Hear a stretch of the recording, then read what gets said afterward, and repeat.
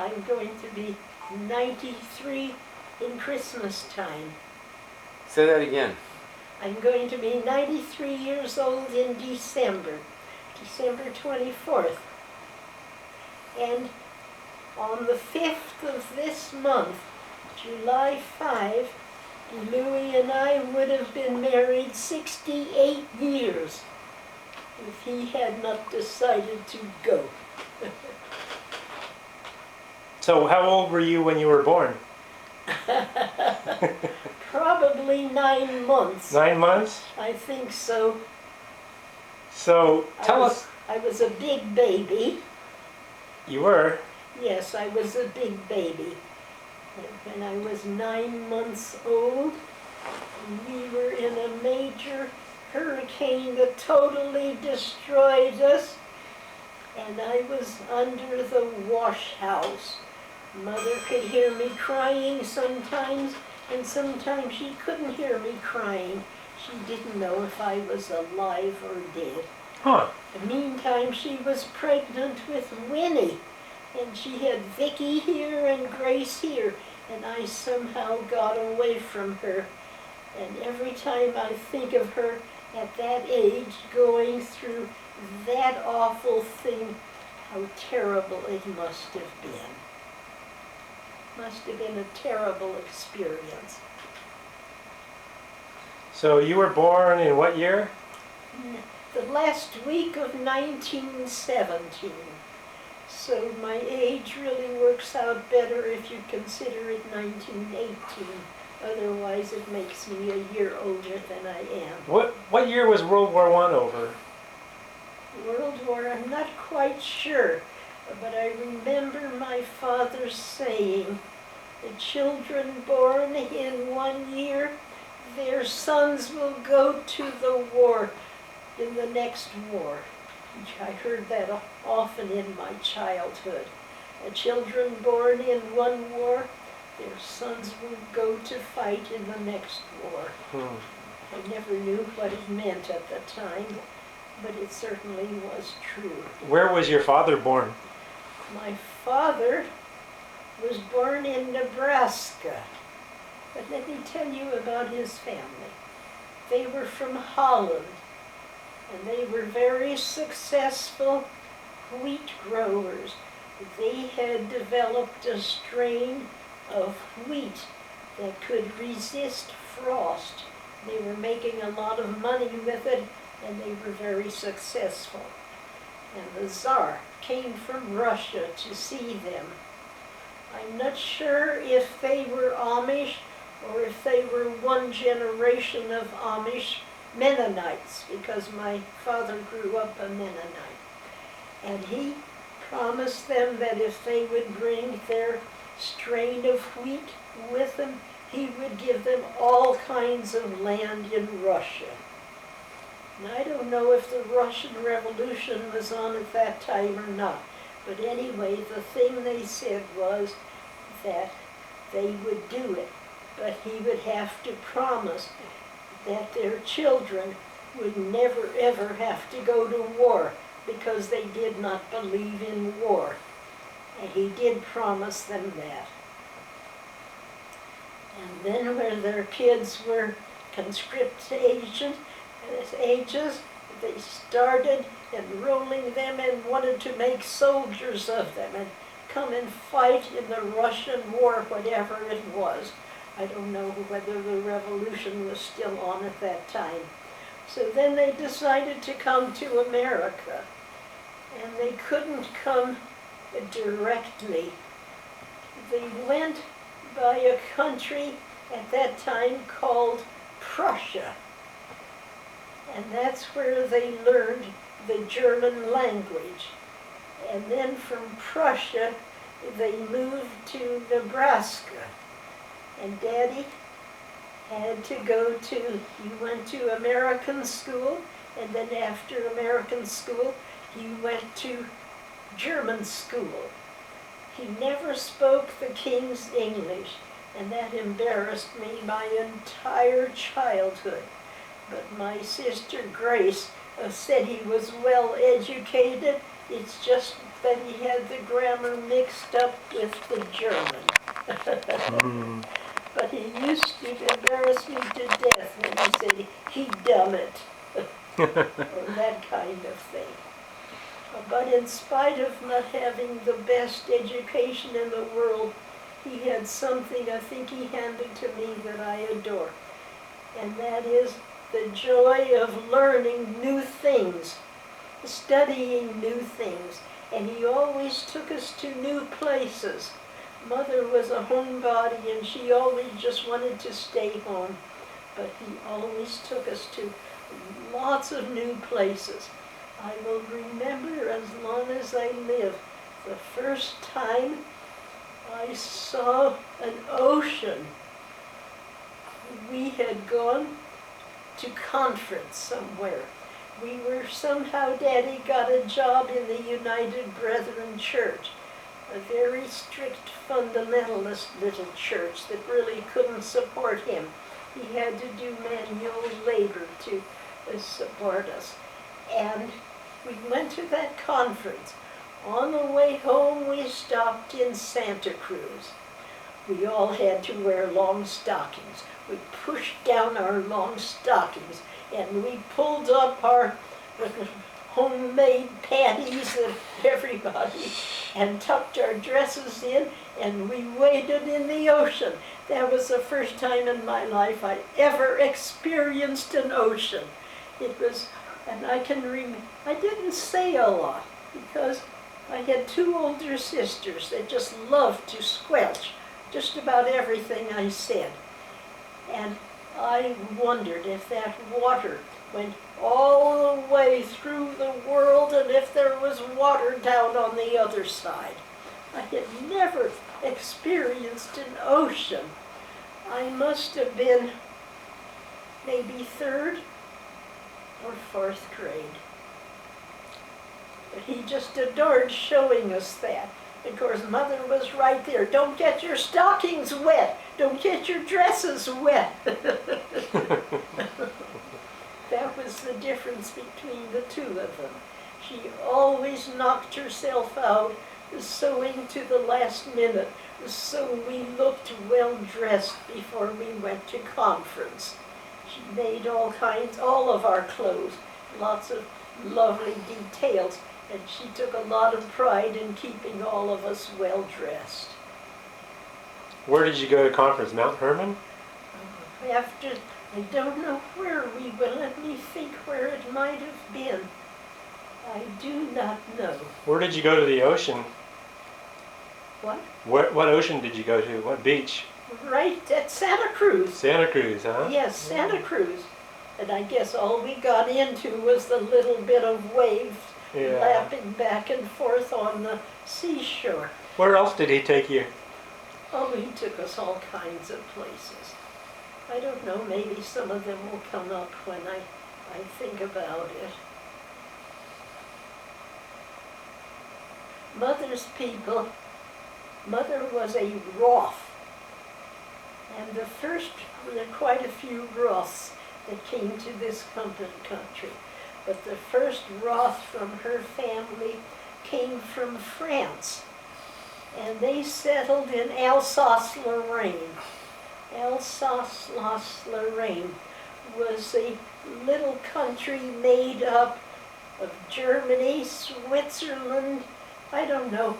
There were all those countries in there. And that's when they learned the German language was there. And while they call themselves Pennsylvania Dutch. Oh, and a lot of Mother's wonderful recipes came from those Pennsylvania Dutch kitchens. And Daddy always called us German because we spoke German.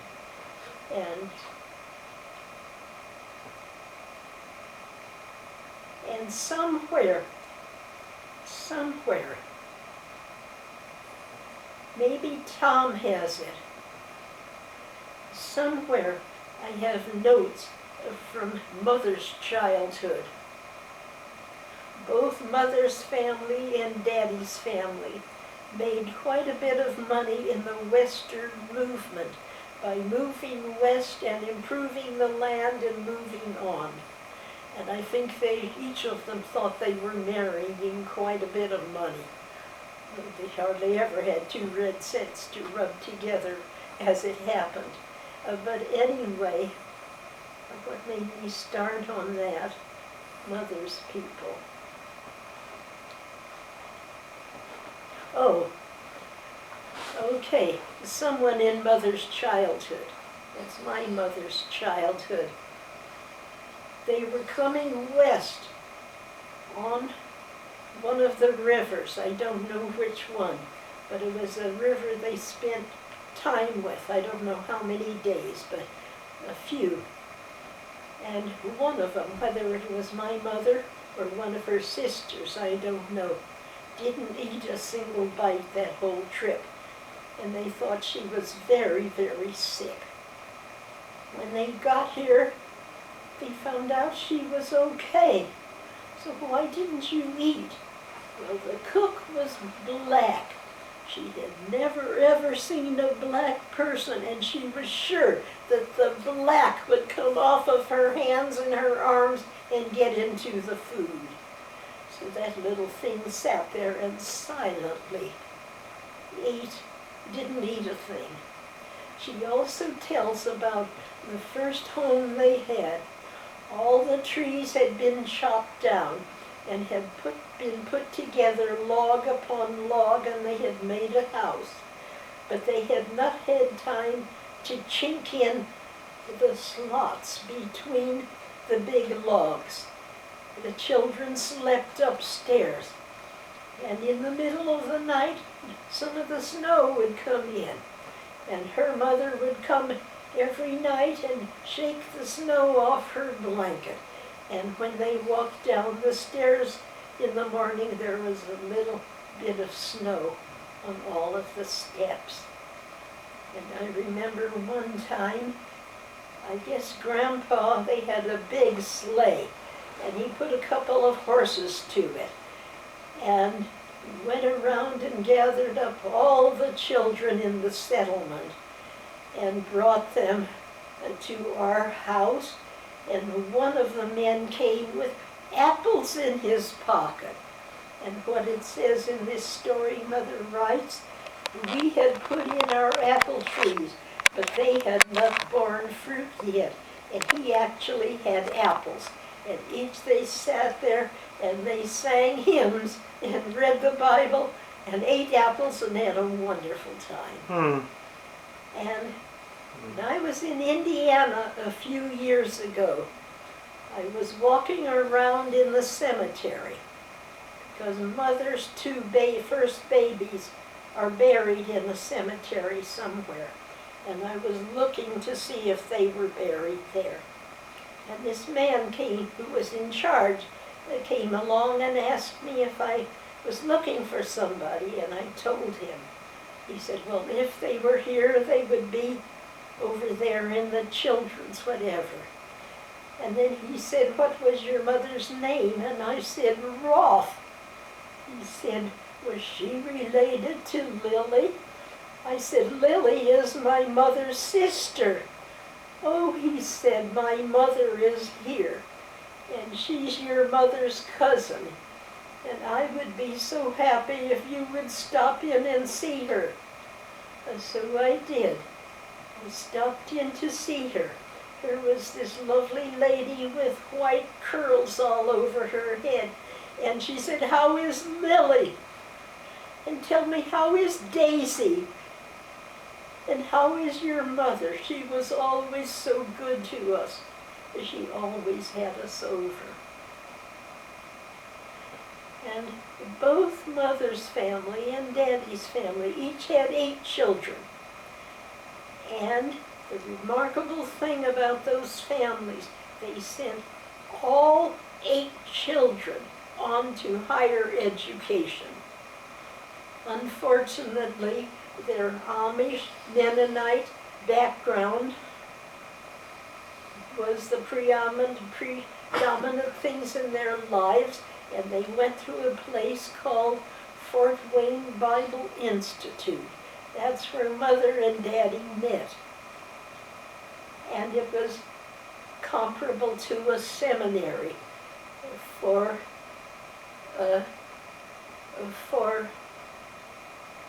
what's the church that's so uptight? I'm trying to Baptist, well, yes, but what do they call those guys? fundamentalist. Yes, it was a very fundamentalist religion with a punitive God and lots of judgment, and there was a definite heaven and hell. And we knew that if we were sinning when Christ came again, we would burn forever. That was a terrible thought in our childhood. And I thought maybe I would get caught up in it, because I knew so occasionally I didn't tell the truth. That was the worst sin I knew of committing. And I thought if Jesus came when I was telling a lie, and I used to try to wonder what it would be like to burn for the rest of your life. What they didn't know about was the love of God. That's what it's all about. That's what the whole thing is about, is the love of God. That's the reason he sent his Son, so he could teach us about the love of God. I don't think they knew about it. Well, they didn't. And I'll tell you an incident. Is this boring you? No, this is interesting. Is this boring you terribly? No. Okay. When I went to college, I went to Calvary Presbyterian Church, which is quite a wealthy, fashionable church. And we had this Sunday school teacher, had a fabulous group of college students and young adults who were out working on their own. Good place to get dates, and she taught us Sunday after Sunday after Sunday about God's love. When I went home from school, from college, and of course they wanted to know what kind of church I went to, and I told them how marvelous it was to learn about God's love. You cannot believe what my father said to me.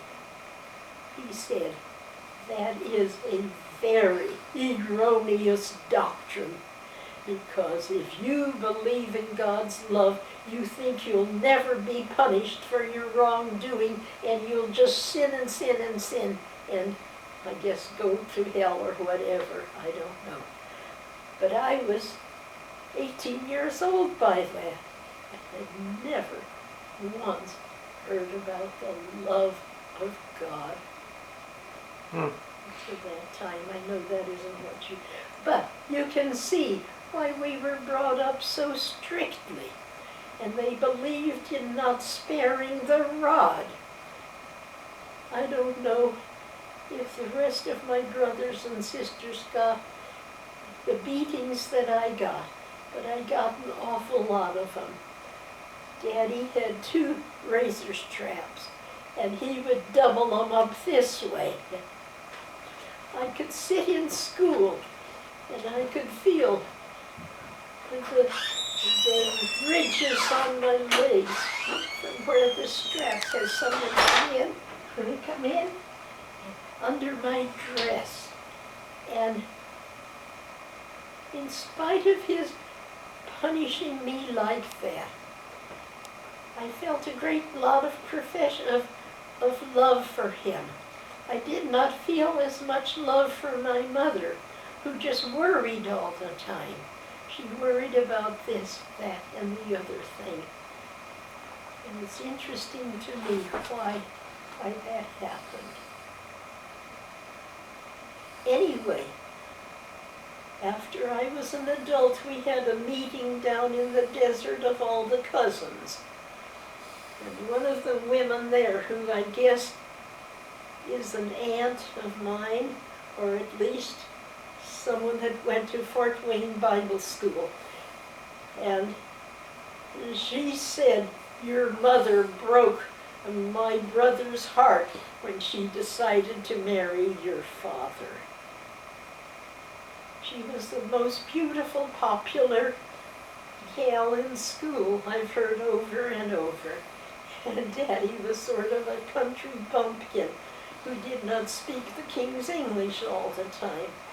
And he asked her to marry him, And she said she would. And she got thinking about it later. She did not want to be married to him. And she went and talked to the dean of women and said, I don't want to marry him, and I don't know how to tell him. And she said, oh my dear, you have to marry him. Not to marry him after you said you would is just as evil as committing adultery. And it was not a marriage made in heaven, I'm afraid. Both of them wanted their own age, their own way. But in spite of all of that, I got from them a deep understanding of my Christian faith. The love of God, I didn't get it from them, but and I really thought when I went away to college, I would never, never, ever put my foot in a church again. But that was the beginning of where I began to learn about God's love, which is the basis of my faith today. You didn't ask for that. I don't think that's what you wanted. But anyway, Daddy never got a church from after graduating from there. My brother John told me this. And he and my mother worked in some kind of a sanitarium in New Mexico for tuberculosis. And that's where both Grace and Vicki were born. But before they were born, Mother's first child, Paul, was a stillbirth.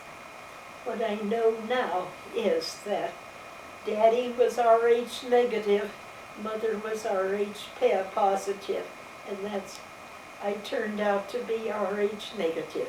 But I never had that problem because all of my kids were Rh negative. So she lost Paul. Then she had a little girl named Pauline. Now we're living in Louisiana. When he didn't get a job, my grandfather invested a tremendous amount of money in a sheep ranch in Lake Charles, Louisiana. And Mother and Daddy, with the two children and little Pauline, moved to Lake Charles, Louisiana.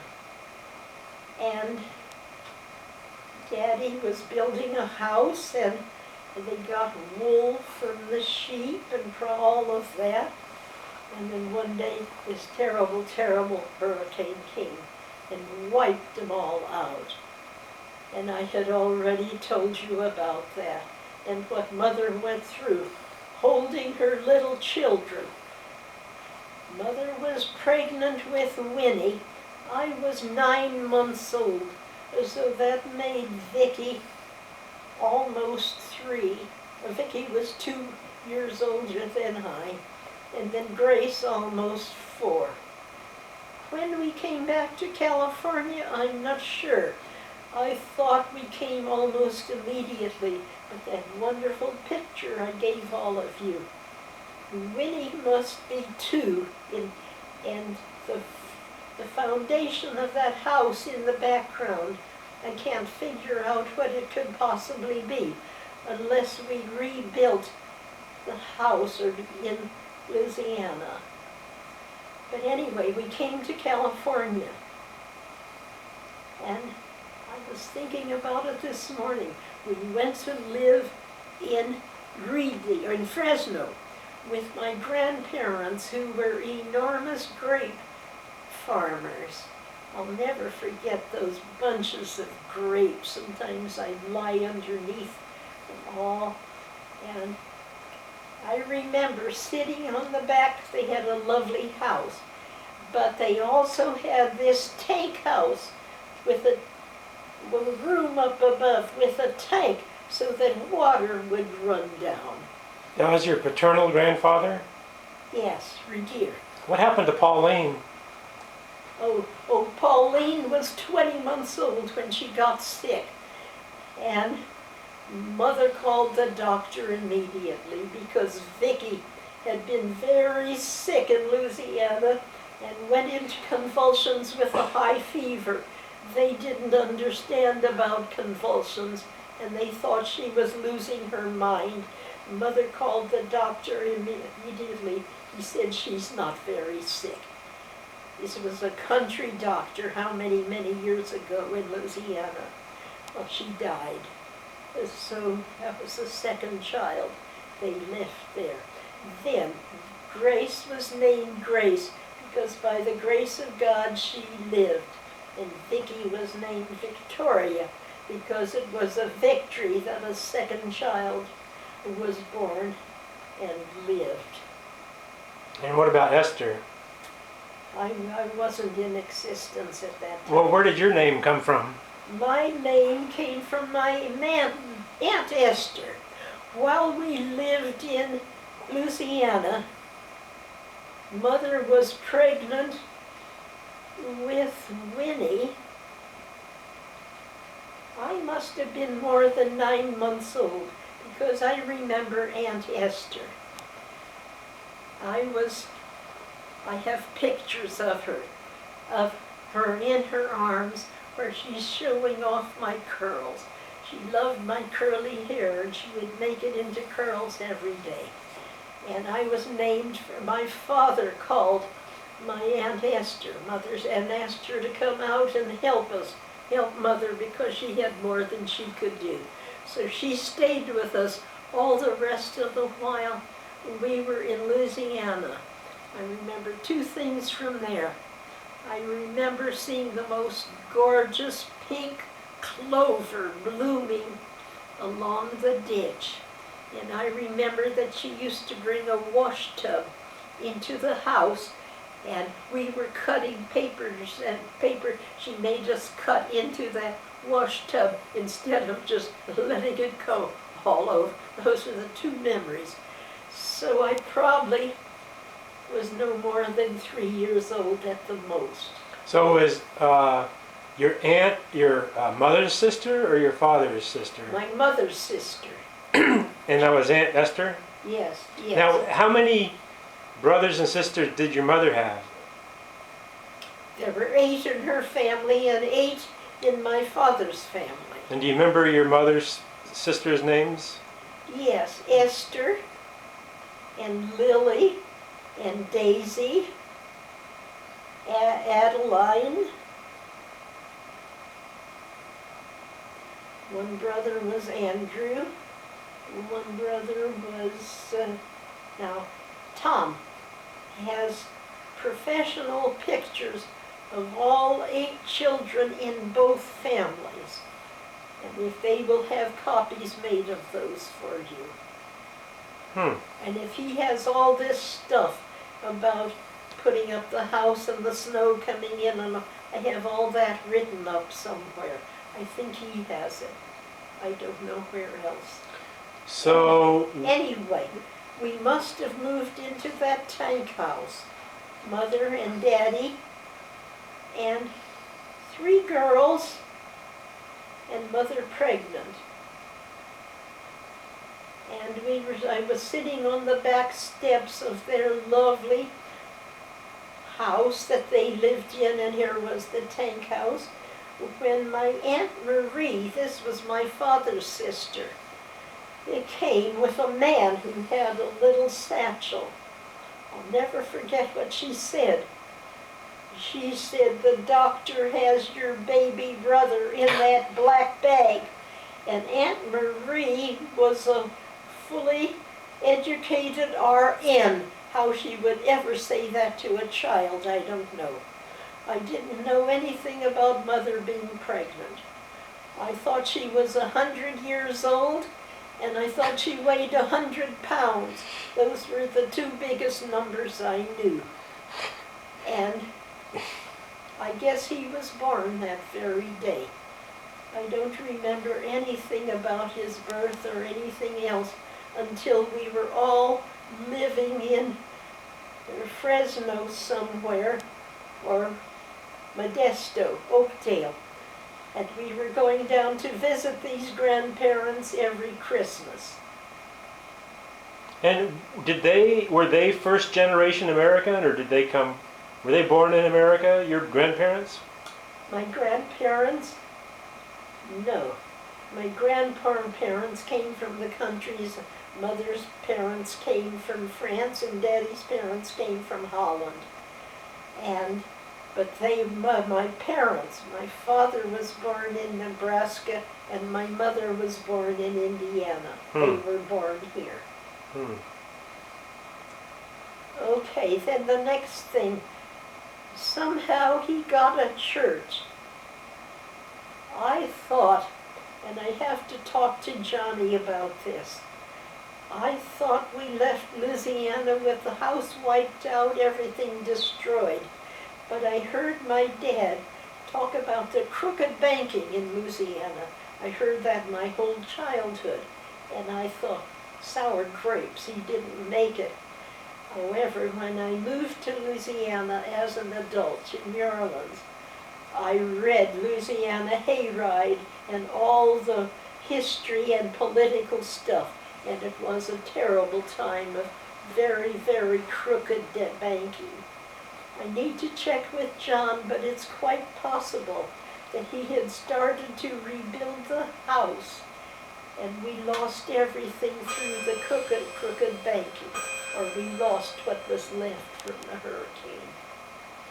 So then I want to tell you about these trips down to visit Grandpa and Grandma at Christmas time. We had open cars. We did not have built-in windows and doors and all of that. And we had portable windows with what was the name of the stuff? Isinglass? That wasn't the name of it, but that's what it was. Isinglass made from mica and hoe. And so when it rained, Daddy would get out and snap these onto the side of the car. But it was freezing cold going down. So Daddy would heat bricks and line the floor of the car with bricks. We put blankets over that or something that kept our feet warm. And Dad, they held Johnny in the front seat between them, and we four girls in back. What kind of car was that? Pardon? What kind of car was that? It was a Ford. I remember when we got a V8 of 8, because we had always had 6 cylinders before that, with all that crazy Model Ts we had had. But you get a flat tire every single trip. It was impossible to take a trip without getting a flat tire. And what he did, we stopped by the side of the road where he thought it was safe for the kids. I don't know what he sat on, something.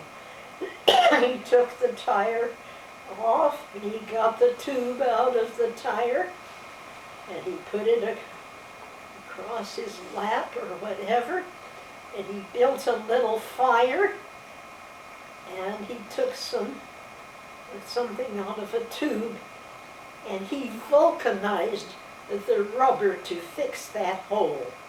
So once it was vulcanized and it was dry, then he would pump it up with a hand pump like this. And if it held, then we all got back in the car and drove on to Grandpa's and Grandma's. And what we had, every time we had to stop like that, he'd go out and buy bread and weenies. And we each got a weenie and we each got some bread. In those days, the weenies were intestines that were stuffed, and you could squeeze all the inside out. I remember that I never had weenies or bread that tasted as good as that. And I'll never forget the day that instead of weenies, he got a 5 or 10 cents worth of bologna instead, and we each got a slice of bologna with our bread. That was special. And down to Grandpa, and on the way down, Daddy would ride us through Roding's Park, show us the enormous Christmas tree all lighted, and we went by all the houses that were lighted up. We had never had anything like a Christmas tree or lights. And when we got to Grandpa and Grandma's, they had a lovely tree. They had real candles on it, and they were all lit. They never had a fire. Mhm. And they had these wonderful things down underneath with candles. And the heat of the candles made the angels spin around while the Christmas scene was down here. It was just all magic for us because we didn't have anything like that. And Vicki and I had to sleep on the Davenport. A Davenport was, I guess, a type of sofa with wooden arms and big leather top that folded down. And I'll never forget how sharp her elbows were. And she would draw them lying down the middle of the bed. You don't dare to get over that, because if you do, you're on my side. If I did, I always. And Daddy's grandparents. And grandparents bought us an enormous set of Tinker Toys. I've never seen such an enormous set in my life, with detailed instructions on how to build the most amazing things that we cranked and turned, and I just can't believe. And these were all made out of wood, none of the modern stuff today. And that was exciting to us. And then we would drive home, we would go to their church. It was called the Mennonite Church. The ladies, everyone was dressed in black. The ladies sat on one side and the men sat on the other side. They didn't have any buttons on their coats, only snaps. The ladies wore their bonnets, and I guess it was pretty, they called it Mennonite, but I guess it was pretty Amish. And we sat through long, long sermons and Christmas music and all in German. And we about as much German as we learned was Ich liebe dich. That was one. Another one we learned was Heilige Nacht, Stille die Nacht. And I think that's about as much German as we really learned. One was Silent Night, Holy Night. The other one was, what did I say? The first one was, Ich liebe dich. oh, I love you. I love God. Ich liebe you. What? I love God, I guess. Something about loving God. And then we came home and have this marvelous German cooking. Grandma made something she called Plumamousse, made with great big purple plums in it. And I remember the beautiful old glass, white and red, and all of that. Every single year we went. Every single year. We had already had the Christmas program in our church, where every child was handed a bag with some walnuts and almonds, an orange and an apple, and all kinds of Christmas candy. And that was our sweets for months and months to come. And oh, how we loved those big bags. And I can remember memorizing very, very long things to say at those programs. And sometimes when we'd go down, it would start to rain. And it would be raining terribly, terribly hard. Daddy would get those side celluloid is what we called the isinglass. Celluloid. Isinglass, I guess it was. He'd get them up, and of course he'd get back in soaking wet. And other times he just kept driving and we'd get wet in the back seat, but he could see ahead. He could see where the storm ended, and he would drive until we got through that. But the most memorable times were those flat tires that we had every single trip, while he sat there and vulcanized the tube so that we could be on our way again. I don't know if you've seen those hand pumps. It's just a cylinder like this, has the two things, and as you go down, oh, there's a hose, it pushes air into that tube, and you do a heck of a lot of this before the tube is filled. No one ever heard of going to a service station and just and having it filled. You couldn't take a trip without a flat tire. Mhm. So we saw over the years, we saw all of Highway 99 being built. I remember when it was 2 lanes, of course. And I remember the first time they had a line down the middle. And you weren't supposed to cross that line. You were supposed to stay this way and this way. And then I remember when they put a 3rd lane in. And that 3rd lane was for both sides to pass somebody. You got in there if you wanted to pass somebody. But sometimes you would come from both ways and have an accident in there while you were waiting to pass this slow car. I will never forget the first 4-lane highway when there were 2 lanes on this side and 2 lanes on that side. I think that came in my adult life. I don't think that came when I was a child. One time we were driving down there, and I've forgotten how we were hit a little bit by something, whether it was another car or what, on one of the back wheels. But we kept right on going, and after quite some time the wheel came off, and here we were in the center of a town, this car loaded with 5 kids, and Mom and Dad, a Model T Ford, open one, and a wheel missing. And as someone went by, someone said, "Oh, another Ford." I'll never remember how insulted Vicky was that they would say that about our car, another Ford. That was a Model T. Yes. So you can imagine what it was like when we got our very first closed-in car.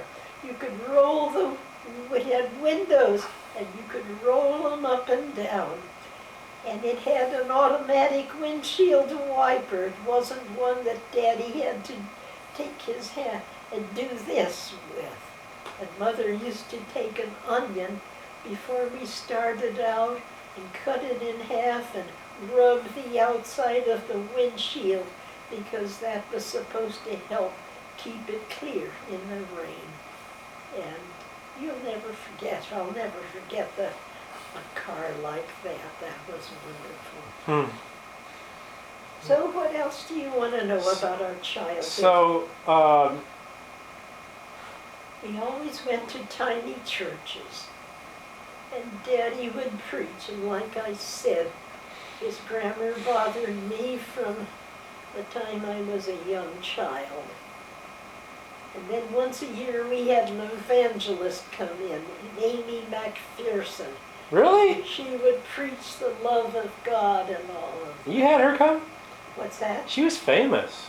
Yes, now. But But yeah. the thing I learned all those gospel hymns, all 4 verses of every single one of them. You saw Amy McPherson?